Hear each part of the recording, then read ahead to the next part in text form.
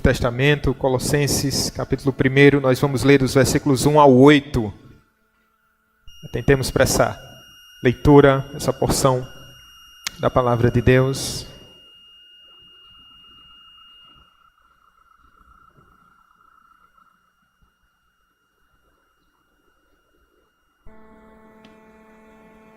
Diz assim a palavra do Senhor: Paulo, apóstolo de Cristo Jesus, por vontade de Deus, e o irmão Timóteo, aos santos e fiéis irmãos em Cristo, que se encontram em Colossos, graça e paz a vós outros da parte de Deus, nosso Pai.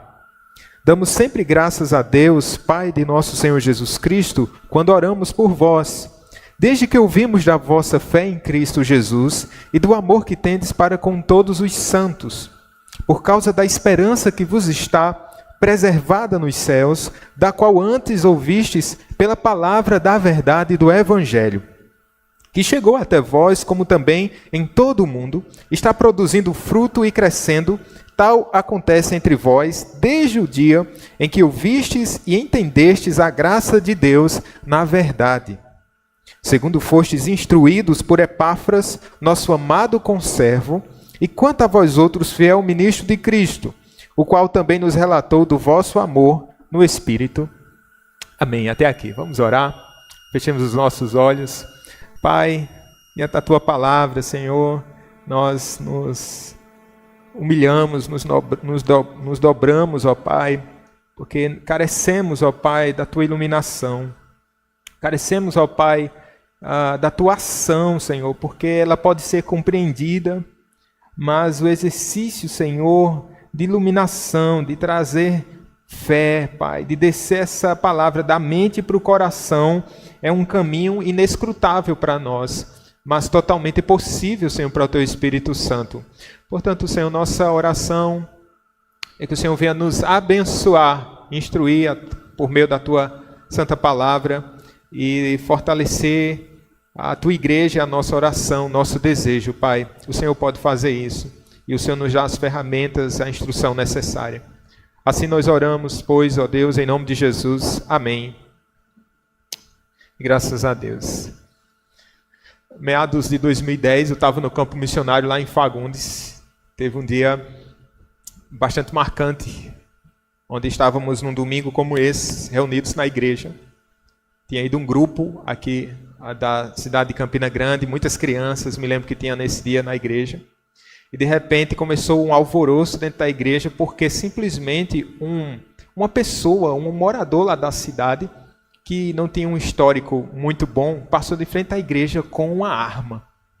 Quando ele passou assim, e a igreja não tinha essa distância, que nem aqui, né? Ela já dava para a rua, essas portas de rolo. E aí, quando viram um diácono que foi de Campina Grande, diáconos são corajosos, mas diante de uma situação dessa, né, ele ficou aflito e botou as crianças para dentro e puxou as portas da igreja, e foi um susto medonho. Mas graças a Deus foi só um susto. Mas teve gente que passou susto maior. De fato, foi não só uma ameaça, mas de fato uma guerra. A igreja estava no meio de uma guerra. Pensando aqui na Segunda Guerra Mundial, lá na Inglaterra, em Londres, tinha um pastor chamado Martin Lloyd-Jones, e esse pastor, ele pastoreou a abadia de Westminster durante mais de 40 anos. Nesse percurso, ele atravessa esse período de guerra. E Deus tinha dado uma firme convicção ao Dr. Martin que aquela igreja não seria destruída. E em meio a vários bombardeios, ele instruía a igreja, ele ministrava a igreja, encorajando os irmãos. Os mais corajosos iam para a igreja, os menos corajosos ficavam intercedendo em casa. Até que houve por parte dos alemães, houve um ataque bastante difícil na noite de 11 de maio de 1941. E o Dr. Martin Lloyd-Jones, ele não titubeou, mesmo sabendo daquela investida dos inimigos da Inglaterra. Então, Deus tinha dado essa firme convicção a ele de que aquela igreja não seria destruída. E ele permaneceu firme nesse propósito. Então, nesse domingo mais crítico, ele foi para a igreja e ele continuou a pregar, e houve realmente investidas e bombardeios por todos os lados, mas de fato aquela igreja ela teve pequenas avarias. Diz um texto que trata sobre esse assunto, que quando chegaram lá, estavam apenas 2 janelas quebradas no meio de grandes escombros. E o prédio físico ele ficou de pé em meio a esse bombardeio todo. Mas pensemos, meus irmãos, que a igreja estava no meio de uma guerra que não era dela, mas ela virou alvo. Mas vocês já pararam para pensar que nós também estamos no meio de uma guerra, estamos sob ataque. Ora, a igreja está sob ataque pesado desde sempre. Satanás é seu inimigo, seu arqui-inimigo, inimigo da igreja. Ele tenta de todas as formas devastar a igreja de Cristo. Podemos pensar em igrejas que são claramente perseguidas por meio de algum regime totalitarista, por exemplo. Mas também nós precisamos pensar que nós não estamos distantes desse alvo de Satanás. Porque ele pode levantar-se de maneira hostil, de maneira externa, amedrontando a igreja de Cristo, ou pelo menos tentando, mas ele também sorrateiramente ele pode adentrar a igreja e tentar deturpar o ensino da igreja. Nós não estamos distantes, e talvez você tenha acompanhado e percebido tantas investidas que a igreja de Cristo sofre. Gente que tem falado por aí que é preciso atualizar a Escritura, relativizando ou reinterpretando conceitos fundamentais da fé cristã, colocando em xeque a divindade de Cristo, a ressurreição, os milagres bíblicos, a inerrância das Escrituras. Nós podemos pensar e ter a certeza que a igreja está sob ataque. Que falar então da doutrina da prosperidade, misticismo e das coisas mais bizarras e estranhas que estão acontecendo e adentrando a igreja cristã. A igreja do primeiro século, a gente começa a pensar, isso são novidades do século 21. Mas não. No século I, a igreja não estava distante também do alvo de Satanás. A igreja de Colossos, aqui nós estamos nos situando nesse livro especial, era uma igreja que estava situada, obviamente, na cidade de Colossos, uma província da Ásia, uma província romana, e aí eles estavam tendo uma prosperidade espiritual muito boa. Colossenses, a carta que Paulo escreve aos Colossenses, nesse momento da sua vida, ele está aprisionado, é uma das cartas da prisão, ele fica sabendo sobre aquela igreja, ele nunca tinha ido a Colossos, mas por meio de um irmão chamado Epáfras, que vai ter com Paulo, muito provavelmente em Roma, ele leva um relato de como está a situação da igreja. Então, quando Paulo recebe essas informações, quando Paulo recebe as notícias acerca do que está ocorrendo com a igreja de Colossos, da grande ameaça que ela está sendo perseguida e avizinhada, ele é encorajado, inspirado pelo Espírito Santo para escrever a epístola aos Colossenses, a igreja de Colossos. Veja que aquela igreja ela estava sob ataque. Que ataque era esse? Por exemplo, pelo menos 4 vertentes aqui, segundo o pastor Augusto Nicodemos, que a gente pode pensar. Primeiro, as práticas legalistas. Aquela igreja era uma igreja mista, ela era composta de gentios e de judeus também, convertidos ao cristianismo. Então, haviam práticas legalistas, de modo que os judeus eles queriam impor aquelas velhas práticas judaizantes, que eram resumidas em circuncisão, em dieta e no calendário judaico. Por outro lado, havia também o ascetismo, que é o quê? Aqueles que apregoavam a abstinência de prazeres lícitos. Aquela turma que fazia uma dicotomia entre o corpo, entre a matéria e o espírito, dizendo que a matéria é má e o espírito é bom. Então eles tinham essa prática ascética e eles pregavam assim que era necessário ter uma abstinência, uma separação de coisas lícitas.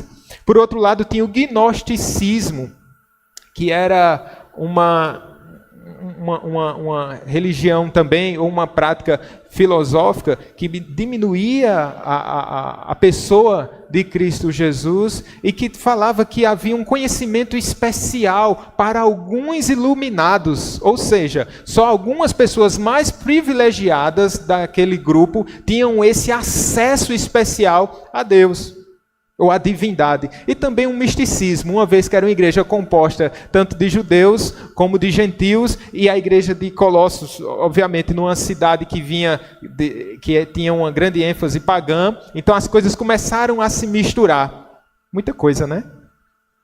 Sabe? Essa heresia, ela é chamada de heresia dos Colossos. Heresia de Colossos. Tem muito mais coisa. Porque era uma mistura medonha ali. E tudo isso tinha um alvo muito bem preciso, que era o quê? A igreja de Cristo. Então estava sendo a mira do inimigo estava nos fundamentos da fé cristã, e Colossos estava meio que estremecido. E agora, como suportar esse tamanho e horrendo ataque? E a pergunta é, como nós também podemos suportar esses ataques que temos sofrido no nosso tempo, no nosso século, na nossa igreja? A carta de Paulo, nesse sentido, ela passa pelo tempo, ela perpassa pelo tempo, porque ela é tanto útil para os irmãos do primeiro século, como útil para nós também. Vejamos algumas coisas aqui, meus irmãos, quando nós pensamos nesse tema maior. A igreja de Cristo que está sob ataque. O que é que nós devemos fazer, então? Quais são as nossas defesas? Como entender e suportar toda essa investida? Paulo irá municiar os irmãos, mas ele vai mostrar aqui que aquela igreja precisava daquilo que ela já possuía. Ele não vai trazer novidades, ele não vai dar somente um curso de apologética, mas ele vai reforçar a mente daqueles crentes que ele já tem aquilo que é o mais especial, aquilo que era o mais precioso, que era o quê? Cristo Jesus. Por isso, toda a carta de Paulo aos Colossenses é mostrando a suficiência de Cristo, a glória de Cristo. Ele é suficiente. Ele é o sustentador da igreja. Então, esse é o firme fundamento. Então, essa é a grande ênfase do apóstolo Paulo aqui, meus irmãos. Então, quais são as armas que a igreja precisa para suportar e, ao mesmo tempo, atacar nessa investida, nessa peleja espiritual? A primeira coisa que eu quero ver com vocês, a primeira arma da igreja, é a sua identidade em Cristo. Olha só, o texto começa com uma saudação. Paulo, apóstolo de Cristo Jesus, por vontade de Deus. Ora, meus irmãos, primeira coisa, nós não podemos entender aqui essa saudação como apenas uma saudação diplomática ou um mero elogio gratuito e educado do apóstolo Paulo com o propósito de ganhar a confiança dos colossenses. Não somente isso, mas é uma forma paulina de ser enfático e não meramente simpático. A profunda instrução e verdade para nós aqui. Então eu queria que vocês observassem isso. Todas as vezes que vocês estiverem lendo uma carta paulina e vocês se depararem com uma saudação, vocês não passem os olhos rapidamente, não. A instrução já a partir daqui para a nossa vida. O que é que ele está falando? Olha só, aqui a gente já percebe que essa igreja, ela é uma igreja que tem um fundamento apostólico. Paulo está dizendo: eu, como apóstolo de Cristo Jesus, por vontade de Deus. Então, esse é um fundamento importantíssimo para aquela igreja. Ora, nós podemos pensar, eu disse para vocês que Paulo, eu não sei se eu falei, mas me lembre aí, que ele não tinha plantado a igreja de Colossos. Ele não tinha plantado essa igreja. Quem plantou essa igreja foi o Epáfras. O Epáfras, que era de Colossos e foi para Éfeso, e certamente em Éfeso ouviu a palavra de Deus, e quando ele volta, ele acaba sendo plantador daquela igreja, também com Hierápolis, com Laodiceia. Então foi uma trinca, 3 igrejas ali. Deus usou de maneira poderosa Epáfras para pregar o evangelho, e a igreja ali prosperou. E agora Paulo está escrevendo, não para dar somente uma ajuda a Epáfras, sabendo do que estava acontecendo ali com aquela igreja. Mas ele fala com a autoridade de quem? De um apóstolo. O apóstolo de Jesus Cristo. Então, com essa premissa, ele tem autoridade para falar e a igreja se submete a essa autoridade apostólica. Então, há uma função dos apóstolos aqui na Sagrada Escritura, na revelação e doutrina. Eles, como testemunhas da ressurreição, eles foram os escritores das Escrituras Sagradas, eles receberam da parte do Senhor essa autoridade apostólica. E com essa autoridade agora, eles têm essa missão e essa atribuição de instruir e de admoestar a igreja de Cristo. Esse é o fundamento apostólico. Essa é uma base do ensino. Então aqui já fica uma lição. A quem Colossos deveria dar ouvidos? Seria aqueles mestres que estavam passando e com falsas promessas e com ensinos distorcidos? Seria aqueles que estão tentando seduzir, muitas vezes pelo YouTube, com novas doutrinas, com argumentos persuasivos? Paulo já está mostrando à igreja de Colossos a quem eles devem ouvir. Aqueles que são apóstolos de Cristo Jesus, porque esses detêm aqui essa premissa e essa autoridade, e esses são aqueles que, inspirados por Deus, eles propagam a verdade e eles também preservam a sã doutrina. A nossa igreja, meus irmãos, está fundamentada no ensino apostólico. É importante você procurar saber e querer saber quais são os fundamentos da nossa fé. Em quem nós cremos e por que nós cremos e qual a razão da nossa esperança. É importantíssimo, meus irmãos, para que nós não sejamos enganados, para que nós não sejamos levados por ventos de doutrina. Nenhuma igreja que não está fundamentada na doutrina dos apóstolos deve ser tida ou reconhecida como legítima igreja cristã. Quem é essa igreja também? Olha o que Paulo vai dizer no verso 2. Aos santos e fiéis irmãos em Cristo, que se encontram em Colossos, graça e paz a vós outros da parte de Deus, nosso Pai. Quais são aqui os adjetivos que Paulo usa? 2 adjetivos aqui para se referir à igreja de Colossos. Primeiro, ele vai chamar aquela igreja de uma igreja santa. Santa em que sentido, meus irmãos? Como uma igreja que fora separada pelo Senhor para adorá-lo. Uma igreja que foi salva pelo Senhor Jesus. E agora, eles estão aqui sendo chamados de santos, não por causa da sua perfeição, mas porque aquela igreja era aperfeiçoada por meio de Cristo Jesus. Era uma igreja imperfeita. E em outros momentos a gente vai voltar a ver aqui sobre Colossos, se Deus quiser. Mas de antemão, eu queria que você já entendesse. Essa não é uma igreja perfeita, mas é uma igreja santa. Será que Paulo tinha dado muita confiança a Epáfras? Epáfras dizendo como era a igreja legal, a igreja boa. Então ele se empolga e diz assim, vocês são santos, né? Porque eu ouvi falar que vocês são santos. Não é porque Paulo ouviu falar que eles eram santos, é porque de fato eles foram comprados pelo sangue de Cristo Jesus e separados.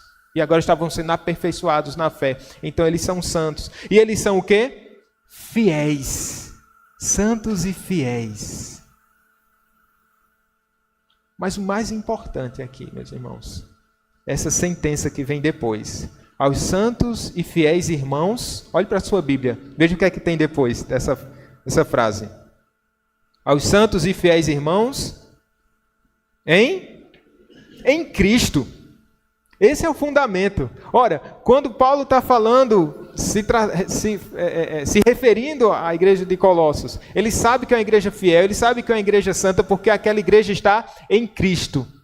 E esse é outro aspecto importantíssimo. Nós estamos em Cristo Jesus. Paulo vai continuar a falar, ele vai desenvolver mais para frente esse argumento, essa união com Cristo glorificado, meus irmãos. Então, nossa igreja, eu e você, nós estamos em Cristo Jesus.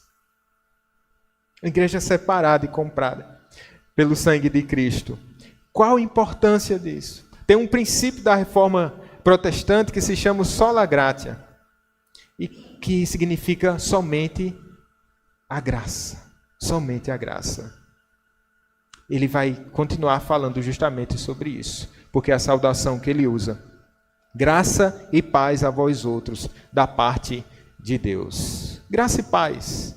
Uma saudação tão comum, mas tão profunda.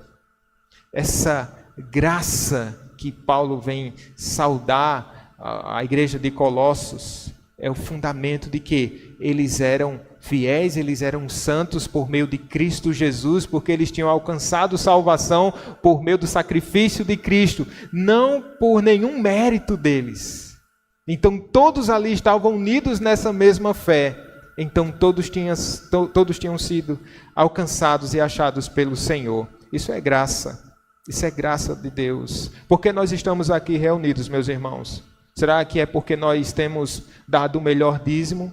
Será que é porque nós estamos, como os gnósticos diziam, somos uma elite que temos acesso especial e privilegiado a Deus? Ou será que é porque você tem uma piedade mais avançada? Não, meus irmãos, do púlpito à porta, da porta ao púlpito, todos nós aqui estamos na mesma condição. Somos pecadores alcançados pela graça de Deus. Nosso mérito está em Cristo Jesus somente. Ele que nos alcançou, Ele que nos redimiu. Paulo, quando fala como apóstolo, tendo recebido essa autoridade da parte de Deus, mas ele é servo da igreja também. Está servindo a igreja. Estão todos no mesmo patamar. Isso não é nivelar por baixo, mas nivelar por cima pela graça de Deus que nos alcançou. E porque a graça de Deus nos alcançou, nós estamos em paz. Paulo está preparando a igreja de Colossos para a guerra, para um embate. Mas ela sabe que a igreja está em paz. É o shalom de Deus. Eles estão em paz com Deus Todo-Poderoso. E que bom sabermos disso. E qual o princípio desse sola escritura para nós hoje? Para a defesa da fé cristã. Importantíssimo. Há, de maneira particular, várias religiões cristãs, vários segmentos cristãos. Mas, de maneira mais particular ainda, nós podemos pensar que todas as religiões do mundo elas estão divididas em duas bases somente. A religião da graça e a religião das obras. Em qualquer prática religiosa, em qualquer outra religião, para se achegar a Deus, para se achegar à divindade, para se alcançar a salvação, para se alcançar a favor da divindade, será necessário que você faça alguma coisa. Mas, meus irmãos, por meio do Evangelho, nós entendemos que tudo já foi feito. E o verdadeiro cristianismo, ele prega essa verdade absoluta de que pela graça nós somos salvos mediante a fé. E isso não vem de nós, não vem de vós. É dom de Deus. Graça e paz. Eu vou saudar os irmãos. Graça e paz, meus irmãos, da parte de Jesus Cristo, nosso Senhor.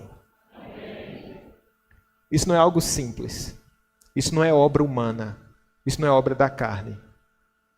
Isso é obra do Espírito de Deus. O Espírito que alcançou a igreja de Colossos por meio da palavra. É o mesmo Espírito que nos alcança hoje, que nos transforma. Essa é a nossa base. Então, meus queridos, pensemos aqui que a primeira arma da igreja é sua identidade em Cristo. Tire Cristo e nós perderemos totalmente a nossa identidade. Estamos em Cristo Jesus. Segunda arma, as virtudes são reconhecidas. Aqui Paulo vai reconhecer 3 virtudes que a gente pode pensar. As virtudes cardeais, como fé, amor e esperança. Perceba que esses termos estão aqui no texto, no verso 3, no verso 4. Desde que ouvimos da vossa fé em Cristo Jesus, fé, olha o termo, e do amor que tende para com todos os santos. Segundo termo aqui, qual é? O amor. Olha o verso 5. Por causa de quê? Da esperança que vos está preservada nos céus. Pois bem, mas antes da gente passar e falarmos um pouco mais sobre essa tríade, Paulo está aqui começando uma oração de gratidão por essas virtudes. Um grande pregador chamado Charles Spurgeon, ele tem vários sermões compilados, mas ele não gostava tanto de que as suas orações públicas fossem compiladas. Ele não gostava. Então, pouquíssimas orações de Spurgeon a gente vai ouvir por aí. No entanto, as testemunhas que presenciavam e que foram pastoreadas por Spurgeon, eles falavam que essas orações elas eram permeadas de grande piedade, de grande conhecimento e de muita graça. Ou seja, é muito instrutivo. Eu mesmo tenho uma oração, pelo menos no YouTube, que está disponível, que é assim, formidável. Tem uma oração curta, menos de 15 minutos, mas realmente muito densa e muito profunda. Mas, graças a Deus, que a oração de Paulo, pela instrução do Espírito Santo, ela foi relatada. Paulo fala do conteúdo da sua oração aqui, é isso que ele vai começar a fazer a partir do versículo 3, dando graças a Deus. Olha o que ele diz: damos sempre graças a Deus, Pai de nosso Senhor Jesus Cristo, quando nós oramos por vós. E aqui Paulo vai entender e vai orar pela igreja de Colossos. Heber Campos Júnior, que muito me ajudou para entender melhor esse texto, ele diz assim: a vida comunitária é útil para o nosso crescimento, porque ela serve para despertar gratidão.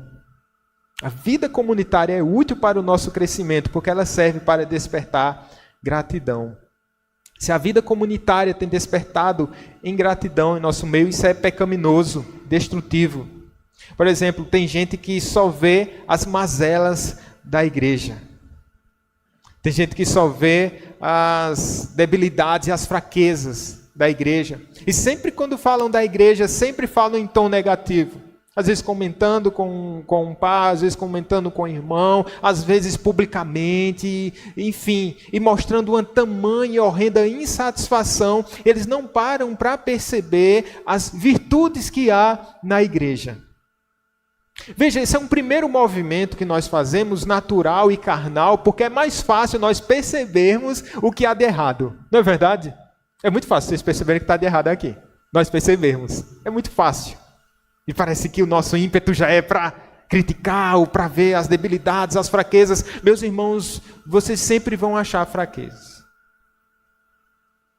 Na liderança, no outro, eu sempre vou achar fraqueza. Mas o que me chama a atenção aqui é quando Epáfras vai ter com Paulo. Porque, ora, tudo que Paulo está falando aqui tinha sido por meio do relato de Epáfras. E se Paulo vai dar graças a Deus pelas virtudes da igreja, significa o quê? Que Epáfras, quando chegou lá, ele disse o quê sobre a igreja? Ele falou das virtudes da igreja. Ele falou das virtudes da igreja. Ele disse: Paulo, tem um povo bom lá em Colossos, Paulo. Pense num povo bom. É um povo que tem uma fé genuína. É um povo que ama o próximo, que ama. Eles se amam, isso é muito marcante. É um povo que tem muita esperança, Paulo. É um povo de Deus e que eles demonstram tantos frutos na fé. Paulo, agora eles estão passando por um problema, Paulo, eu tenho me preocupado muito. Porque tem uma turma chegando lá, um povo com um falso ensino. E aqueles irmãos que têm uma fé tão genuína, eu estou sentindo, Paulo, que eles estão abalados. Paulo, isso tem ocasionado problemas na igreja. Como é que a gente pode ajudar esse povo? Paulo está sabendo lá em Éfeso, lá em Roma, muito provavelmente, as notícias que ele ouve acerca da igreja são reais, são honestas, mas demonstram um olhar muito gracioso de Epáfras. O que é que você prefere ver na igreja? Os pecados da igreja? Para que você quer ver os pecados da igreja? Isso tem levado à oração, à intercessão, à repreensão particular, isso é amor. Ao choro, às lágrimas. Se é dessa forma, meus irmãos, vale a pena. É para o nosso crescimento. Paulo está aqui em ações de graças por essa igreja. Eu sei que é difícil mesmo, sobretudo quando a gente sabe da fraqueza do irmão, quando a gente conhece os pecados uns dos outros, é difícil, né? Eita, aquele irmão de novo. Ah, se eu pudesse escolher, tivesse uma lista aqui, né? Quem é que eu escolho para a minha igreja? Olha, se a igreja fosse sua, você poderia até escolher, mas como é de Cristo, é tudo pela graça. Todos pecadores e que Ele escolhe para nós convivermos juntos aqui. E Deus é muito sábio para errar, viu, meu irmão? Você deveria se alegrar em ter a companhia de irmãos problemáticos, se houver. Acho que aqui no Catolé tem, pastor? Será? Tem no púlpito, né? Tem um pastor auxiliar que já é um problema.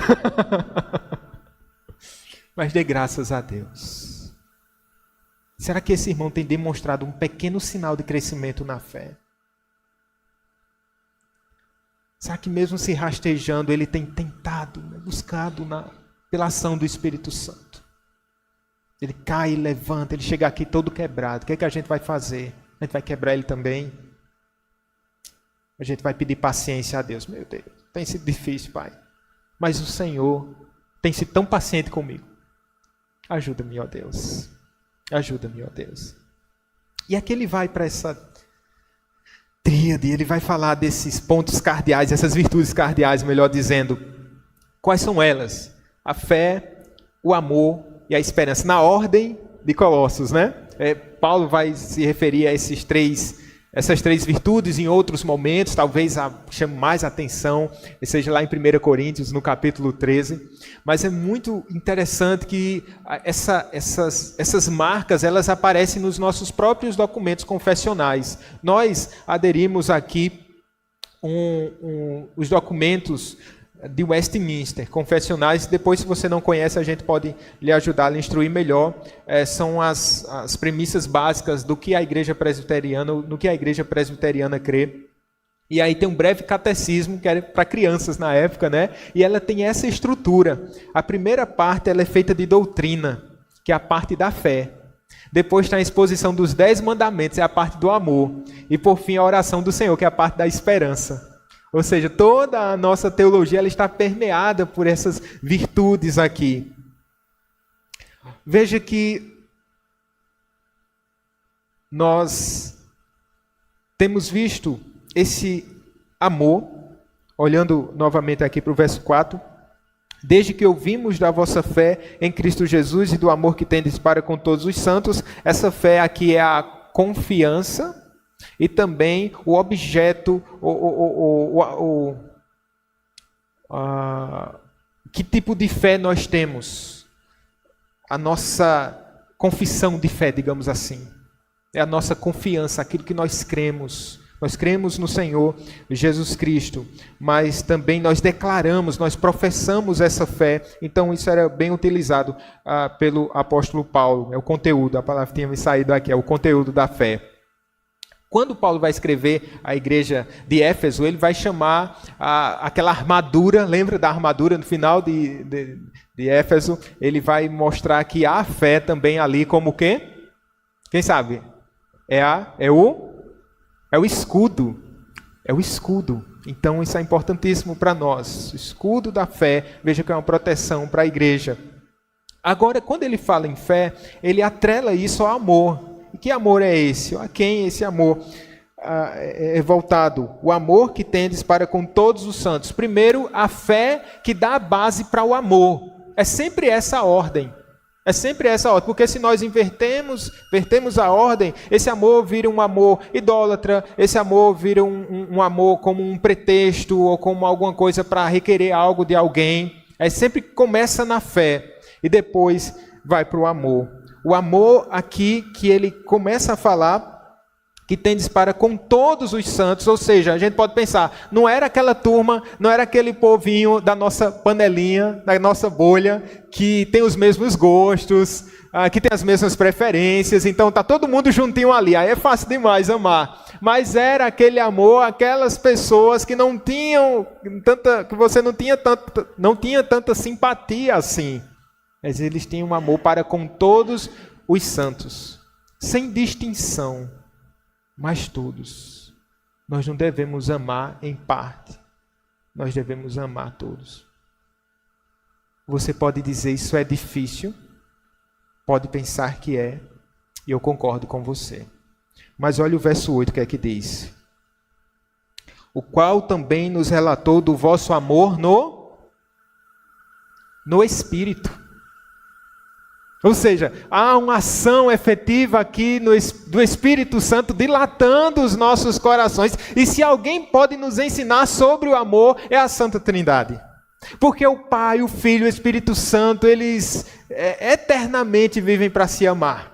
Nesse relacionamento extraordinário e perfeito de amor. E o que é a igreja, senão esse derramar desse amor para com os santos? A Trindade nos chamando para essa relação de amor profunda e espiritual. E quem é que faz isso? E quem é que nos resgata? Quem é que nos chama para esse amor? O Espírito Santo.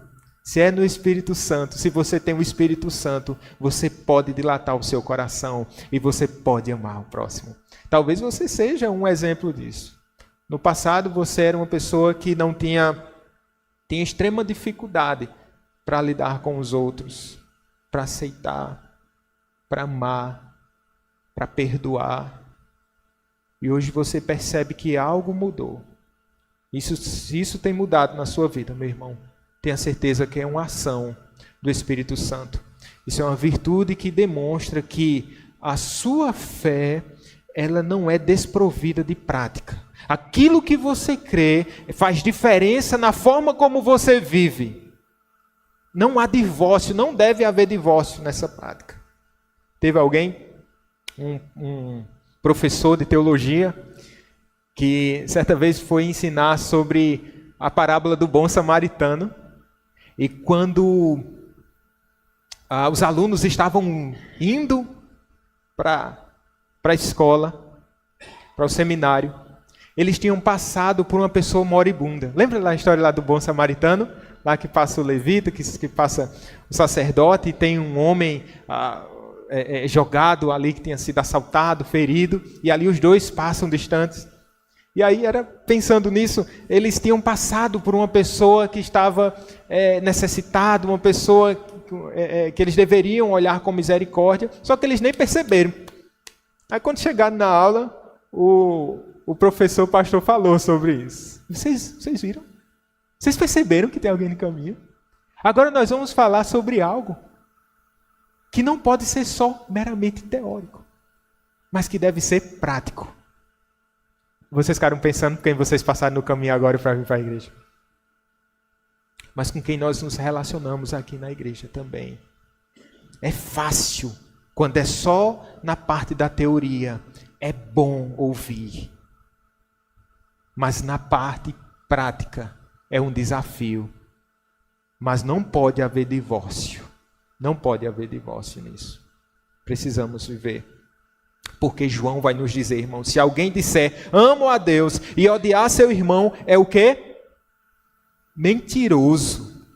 Pois aquele que não ama seu irmão a quem vê, não pode amar a Deus a quem não vê.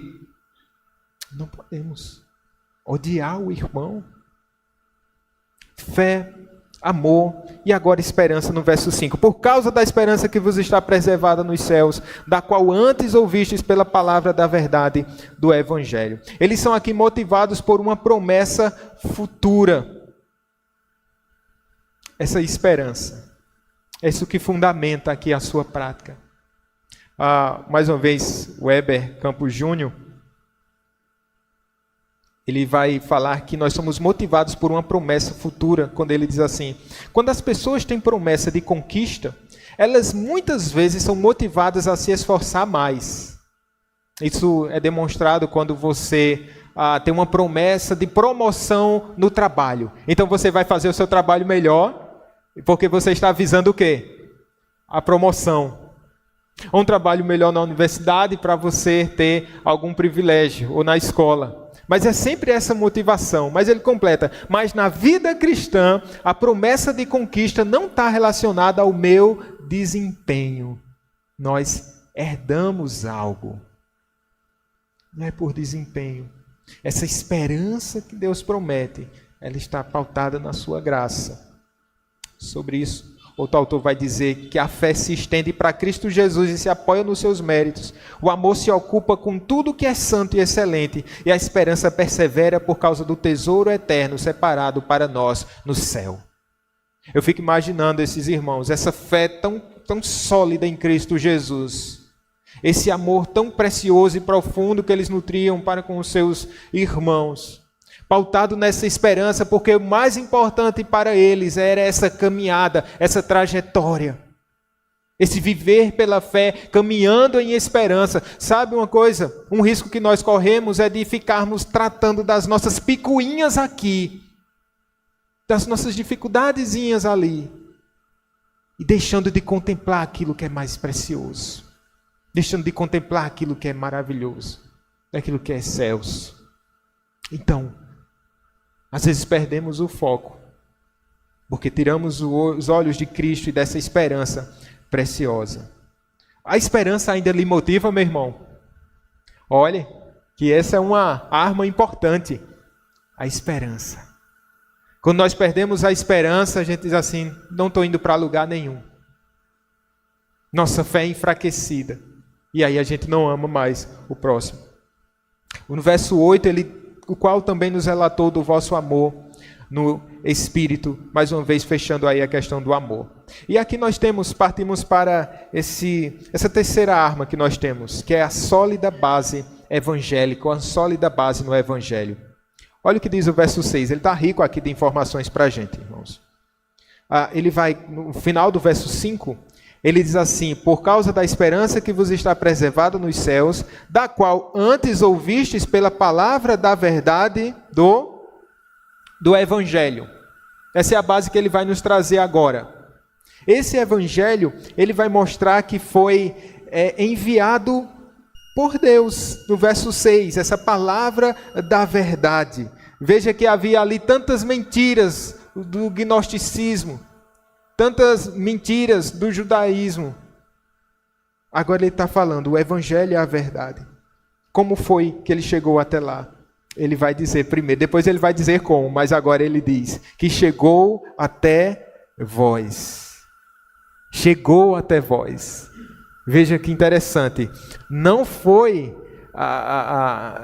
Colossos que foi ao encontro do Evangelho, mas foi o Evangelho que foi no encontro a Colossos. Dentro do mapa da redenção, Deus olha ali, envia o Evangelho. Ele achou o nosso CEP, ele achou o nosso endereço e enviou o quê? O Evangelho. Deus sempre nos procurando de maneira tão graciosa. Como também em todo o mundo, vai completar aí no verso 6. Ninguém pode conter o avanço do Evangelho.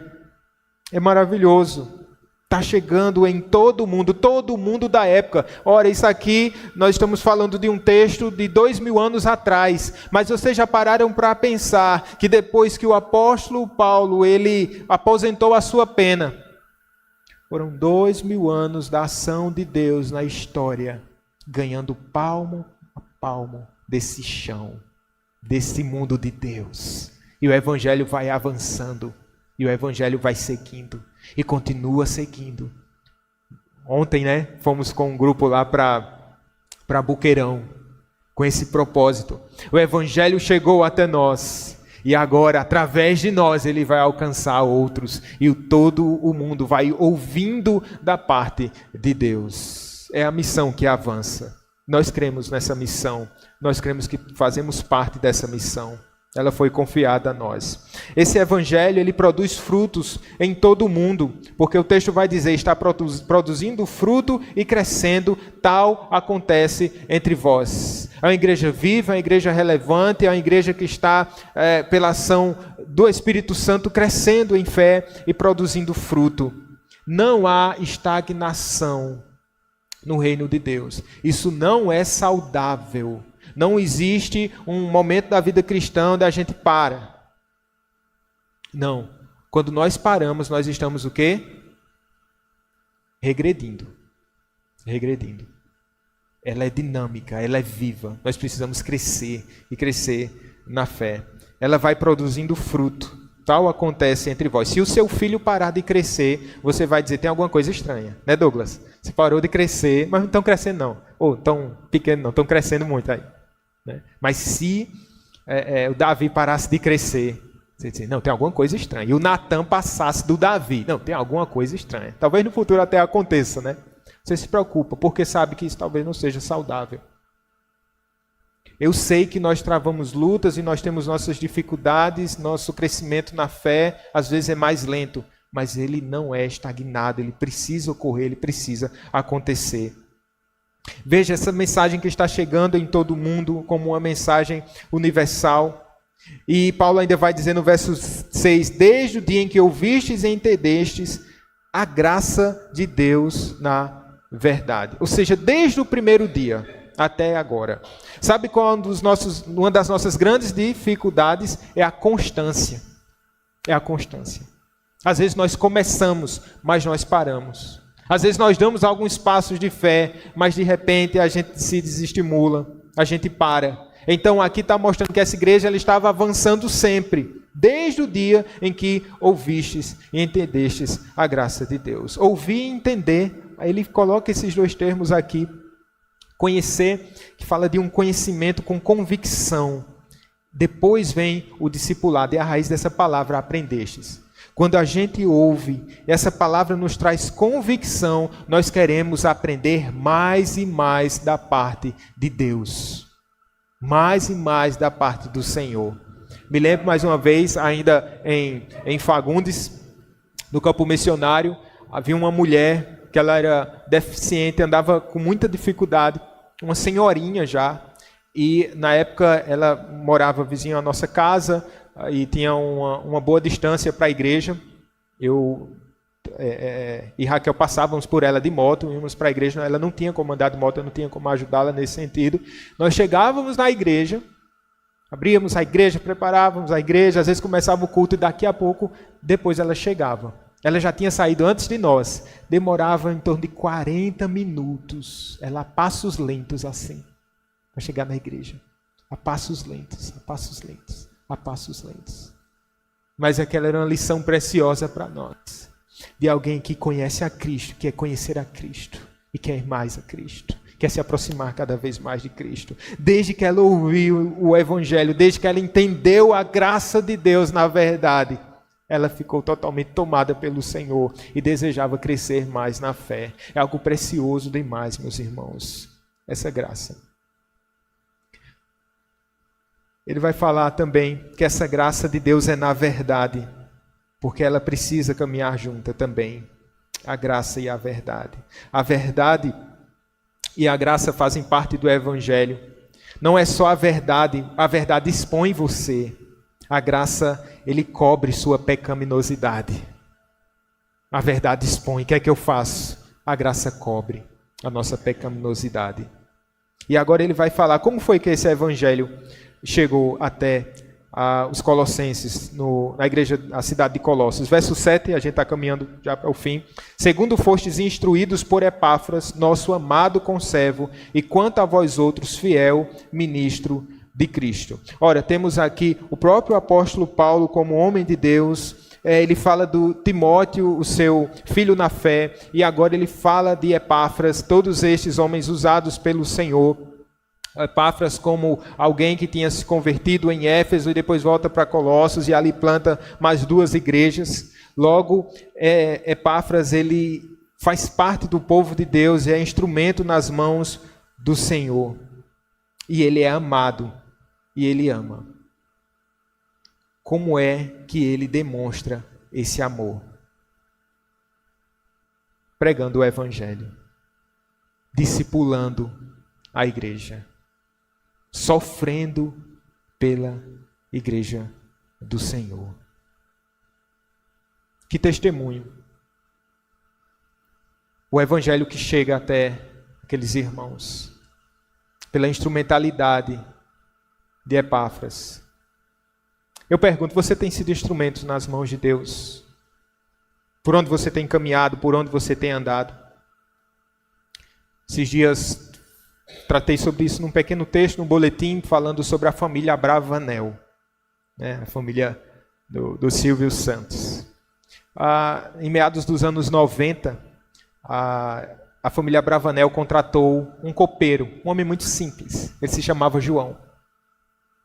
Anos depois, a esposa do falecido Silvio Santos começou a falar sobre a sua fé e que ela tinha sido alcançada pelo Evangelho. E ela disse, ora, a gente contratou um João. E João ele começou a espalhar versículos bíblicos pela mansão. E João reunia outros irmãos, tinha muito crente trabalhando na minha casa. E eles se juntavam e oravam por nós. E eu conheci o Evangelho através de João. Bendito seja Deus pelos Epáfras. Bendito seja Deus pelos Joões que Deus tem colocado em Colossos e em mansões, em famílias abastadas e em periferias, alcançando o Evangelho que tem alcançado em todo o mundo, todas as nações, todos os povos, línguas, tribos. Que Evangelho poderoso. Quem Deus usa? Os Epáfras da vida. Homens que amam o reino, amam a Deus, estão dispostos a se entregar por esse amor. Ele vai até Roma, e em Filemão, no final dessa pequena carta que ele escreve, que Paulo escreve a Filemão, a gente vai ver mais uma vez essa citação sobre Epáfras, mostrando que ele tinha se identificado ali com o apóstolo Paulo. No finalzinho da sua saudação, em Filemão, ele está preso, quando escreve essa carta a Filemão, e ele diz assim no verso 23, saúdam-te Epáfras, prisioneiro comigo em Cristo Jesus. Ou seja, Epáfras assumiu o risco de se tornar prisioneiro juntamente com Paulo por amor à igreja de Cristo, se entregando pelo Evangelho. É bom demais quando tem gente aqui assim no exército de Cristo, amando o Senhor e defendendo a igreja, discipulando também. Eu queria dizer para os irmãos, se você tem pregado o Evangelho, continue a pregar o Evangelho. Mas eu queria lhes lembrar de que a nossa missão de pregar o Evangelho não é somente pregar e largar. Temos alguns avanços missionários, onde a gente tem a oportunidade de pontualmente estar abordando pessoas, visitando.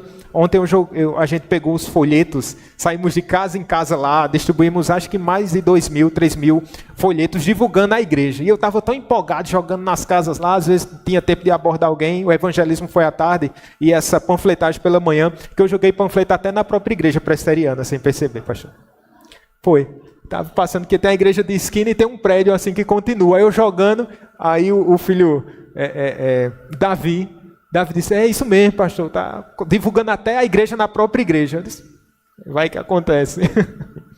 Mas foi displicência mesmo. Mas a nossa tarefa não é só falar de Jesus, mas é acompanhar pessoas, discipular pessoas, sofrer por pessoas, como Paulo sofreu pela igreja da Galácia, quando ele diz assim, meus filhos, mais uma vez estou sofrendo as dores de parto por sua causa, até que Cristo seja formado em vocês. Mais uma vez. Eu não sei como é a dor de parto, nem nunca saberei, mas as irmãs sabem. E sabem a profundidade do que Paulo está falando aqui. Ele disse, eu já senti essa dor de parto. Quando eu sofri por vocês, eu orava pela alma de vocês. Mas vocês estão se distanciando de Cristo, Salvador. E eu estou disposto a sofrer mais uma vez por vocês. São soldados feridos muitas vezes que Deus usa para a batalha. Que tem um escudo da fé. Que tem uma esperança e quer compartilhar essa esperança. E que tem um genuíno amor no Espírito Santo. Isso é tão importante para nós.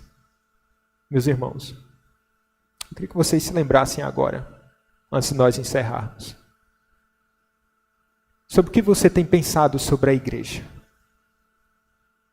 Ataques vindo de fora. Sim. De maneira sorrateira, de maneira mais clara. Mas há. Mas será que nós mesmos estamos atacando a própria igreja de Cristo? Será que nós mesmos estamos ferindo a própria noiva de Cristo? Que o Senhor derrame profundo amor em nossos corações. Se você está sob ataque, talvez com sua cabeça confusa, tantos ensinos, e você é uma pessoa curiosa, e você é uma pessoa que deseja crescer na fé, eu quero te aconselhar, meu querido amigo e irmão, conheça mais do Senhor. A nossa igreja quer lhe ajudar nisso. Por isso nós temos aqui o ensino da palavra de Deus. Nós temos a escola bíblica dominical. Nós temos grupos de discipulado. Tem quantos, Simone? Simone que mapeia aí. Perdeu as contas? Uns 13. Eita, logo 13. Logo, eu acho que eu estou meio triste.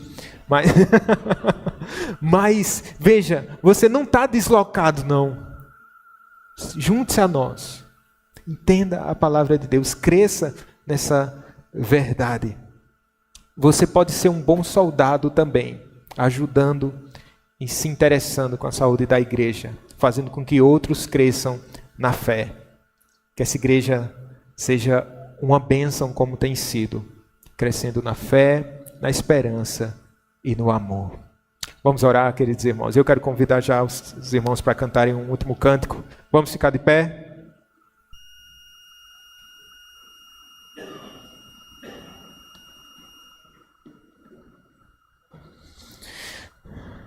Feche seus olhos, fechemos os nossos olhos, falemos com o nosso Deus. Obrigado, Pai, porque o Senhor tem nos guardado, o Senhor tem nos protegido, o Senhor tem sido o nosso escudo. Eu quero te dar graças, Senhor, pela nossa igreja. Não somos a maior, não somos a melhor, mas temos Cristo, e Cristo é a nossa maior riqueza. E humildemente, Senhor, nós queremos caminhar contigo. Fortalece a nossa fé. Nós queremos te conhecer, Senhor.